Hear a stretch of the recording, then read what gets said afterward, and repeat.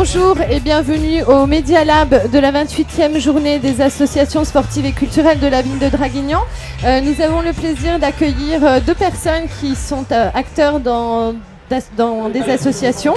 Nous avons Thérèse Lefebvre qui est avec nous, qui est secrétaire adjointe de l'association de la MAP Lune Étoile. Et avec nous également Patrick Lefrançois qui est vice-président du club de l'association Club sportive et artistique des écoles militaires de Draguignan.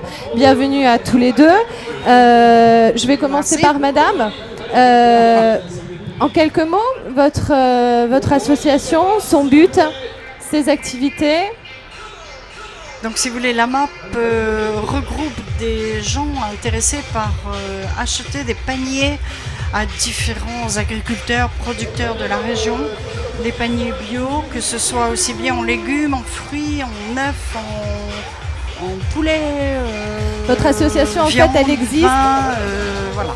Pour promouvoir l'agriculture bio. Hein. Vous, c'est l'agriculture de proximité vocation. bio pour soutenir les agriculteurs qui sont à Draguignan ou autour de Draguignan. Voilà, vous travaillez principalement avec des personnes ici, exclusivement même peut-être. De la région. Avec des personnes de la région, très bien. Absolument. Des bénévoles dans votre association? Nous sommes tous bénévoles, si vous voulez, en fait.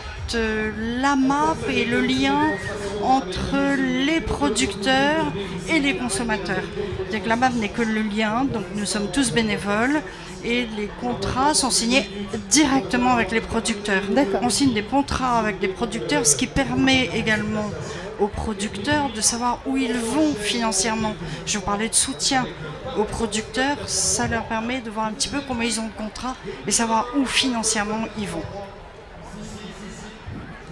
Patrick Lefrançois, en quelques mots, présentation de votre activité. Donc je rappelle, vous êtes vice-président du club sportif et artistique des écoles militaires de Draguignan. Tout à fait, bonjour Dominique. Donc je représente mon président, qui est le général Benoît Royal, qui commande la place militaire de Draguignan. Et je remercie donc Media Lab pour ce forum, parce qu'on n'avait pas encore eu l'occasion de pouvoir s'exprimer, donc c'est une très bonne chose. Donc le club sportif et artistique de la Défense, donc qui est au sein du quartier Bonaparte, est un club multisport qui regroupe en fait une quarantaine d'activités différentes, qui va du parachutisme à la plongée, en passant par l'équitation, la natation, les sports de combat, les sports collectifs et les sports artistiques et culturels. Voilà. Ça s'adresse à tous les publics ou vous avez un public cible? Non, ça s'adresse à tous les publics. Fut un temps, on était un petit peu ethnocentré sur la population militaire, mais ça c'était il y a très longtemps. Donc maintenant, bien sûr, le message s'adresse et la pratique s'adresse avant toute chose aux parents et enfants de militaires, avec un volet conditions du militaire, car quand le papa est envoyé en projection, on s'occupe de la famille en base arrière. Mais bien sûr, on est complètement ouvert sur le monde civil, puisque toute personne qui n'est pas ressortissant de la défense peut venir s'inscrire au club de la Défense et participer à toutes les activités. D'accord, donc on met en évidence ici un rôle aussi social, de mixité aussi, de diversité de public.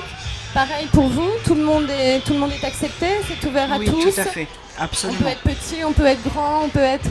c'est ouvert à tous. D'accord. En termes d'enrichissement personnel, vous, en tant qu'acteur propre, qu'est-ce que ça vous apporte?